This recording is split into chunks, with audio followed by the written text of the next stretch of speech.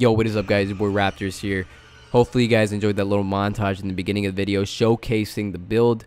Today I'm going to be showing you my mid lane Morigesh build, and it's been a while since I played Morigesh, but I come to love her kit every time I do play her. She's been recently nerfed, but I still believe she is a powerful hero in the mid lane, providing excellent burst damage on priority targets and a lot of good harassment to burn and chunk people down before engagements break out. So she's such a great hero for that. So anyways, this is enough talking. Let's get right into it. This is top tier builds where we go from the early game to the mid game to the late game. We break it down and I show you why I picked the certain cards I do in my build. We're gonna showcase it right now. But before we get into that, I do have some flex / optional cards that I'm gonna showcase in the later part of the build, just to replace some of the cards that we showcase in the main build. The main build is the most optimal way, perfect way, I guess you can say, to build her, but we do have those flex cards to be able to counter certain team comps and heroes that will help out your team in the long run. But anyways, let's get right into the utility. For utility, we only have a healer token and a mana potion. Healer token for sustain and mana potion be able to use their abilities a lot more. Our first card in the early game is a Sage's Ward with 3 minor power. It is a 6-point card, providing us with more damage and a little bit of health. I like picking my ward as my first card because Morigesh does rely on safe farm to be able to be effective throughout the whole game. If you get behind on farm as Morigesh, you're going to have a really tough time being effective throughout the whole game. So be careful of that. Don't get behind on farm because you're going to have a really hard time. Morigesh is one of those heroes that relies a lot on CXP, just like a carry, to be able to be effective throughout most of the game. Morigesh does lack a lot of mobility, so a lot of good junglers out there are going to be looking to gank you, because every time I play jungle and I see a Morigesh in the mid lane, that is my priority target because they're most likely going to be an easy kill. Another quick tip I can give you as Morigesh when you're playing her in the mid lane: be very careful if you're contesting river buffs on the enemy side of the jungle. Most of the time as Morigesh, I don't go for these buffs because good junglers are going to be getting those buffs, and Morigesh lacks mobility, and most of the time in the early and mid game, you're not going to be able to burst down these junglers that are most likely going to be building health and armor. So be very wary when you're contesting a river buff on the enemy side of the jungle. If anything, communicate with your jungler to have him contest that buff and have you contest the safe side of the river camp, because Morigesh lacks mobility, and if you get killed contesting that river buff, you're gonna fall very behind. And it's a big tip I can give you: try to be very wary when you contest those river buffs. Second card they're going to pick up in the early game is a Tainted Magic. It is a 7-point card, but this card is very effective with her Mark and Hive combo.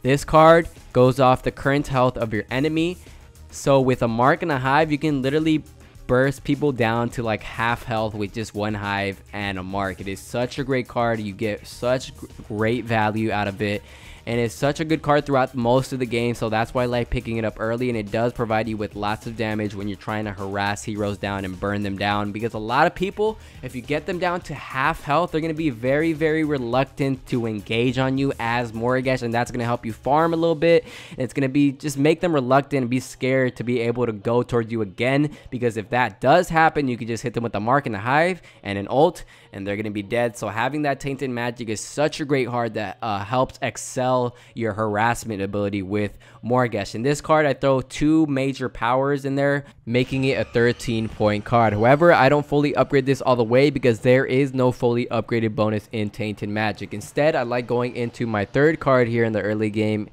a Fountain Spike, putting 3 minor power in there. Fountain Spike is gonna give you more power, and it's gonna give you more mana. She recently got nerfed, so her abilities cost a little bit more mana, so having a Fountain Spike will help use your abilities a lot more and make sure you don't run out of mana when you're in lane. So having that Fountain Spike, I feel like, is very very for her, since you need a little bit more mana now to use her abilities.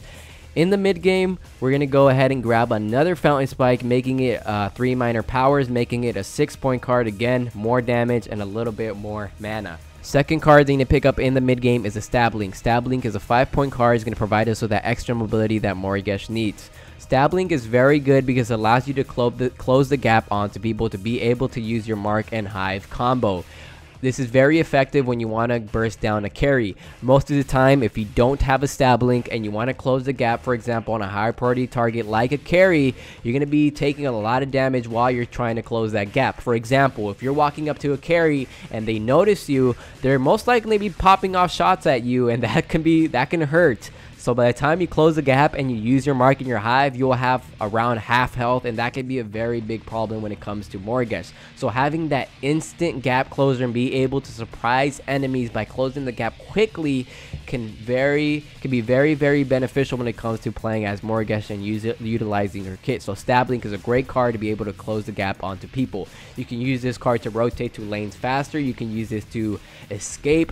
Be wary though, you can only use this to escape when you don't take damage for 5 seconds. You can also use this card to close the to secure kills, which is very good to get fed as Morigesh. If you see a low health target, you blink to them, mark them, and you can secure that kill to get extra points to be able to build up more power with Morigesh. So our third card is a 12-point Sage's Ward with 333 power. Once you get 6 points saved up, get rid of your other Sage's Ward that we slotted in the early game and replace it with a greater buffed up Sage's Ward, so you can just have more damage. Nothing special there, just a lot more damage to be able to burst people down. Now moving on to the late game. In the late game, I get a Shadow Scroll with 321 power, making it a 9-point card. This is going to give us, again, just a lot more power and a little bit of ability pen. Second card that I pick up in the late game is Nature's Muse. Nature's Muse is a 6-point card. I put 3 basic manas in there, making it a 9-point card so I can get the fully upgraded bonus. The fully upgraded bonus is you can activate this card and it will shred off 5 seconds off your abilities. I like having Nature's Muse because I can activate this card after I use my mark and my hive and be able to use my mark and hive combo again back to back. So I use my mark, my hive, activate Nature's Muse, and I can use my mark literally instantly after I activate this and then use my hive again, providing me with extra burst. And it's such a great card to burst people down very quickly, so that's why I like having Nature's Muse in there. I don't like picking this card up too early because you can use a lot of mana if you use this card, so just be wary of that. Last card that we pick up is a Shadow Scroll with 333 shock, making it a 12-point card.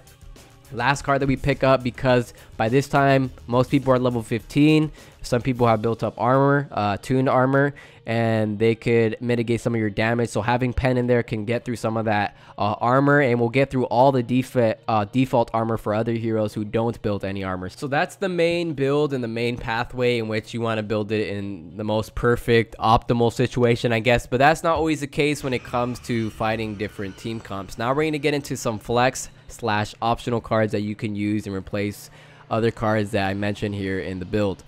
First card that we have in here for flex card is Thick Blood. Is a 4-point card. I put a 3 power and a 2 power, making it a 9-point card.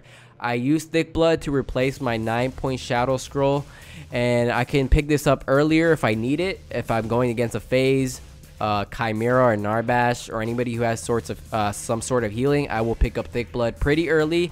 Usually my third card most of the time if I need to pick it up. Our other card that we have in here is Mad Spore Sash. Mad Spore Sash, I have it on Morigesh if I find myself struggling to push against my mid lane opponent, or if my enemy or if my ally team is having a hard time pushing out lanes. I will pick up Mad Spore Sash. It's very rare that I pick it up, but I have picked it up before, and it does help clear out waves if my allies need that extra wave clear, because again, Morigesh doesn't have the best wave clear. I don't keep this card. This card, you discard it at the full build. You don't keep it. Same thing, we have a Stasis Gem.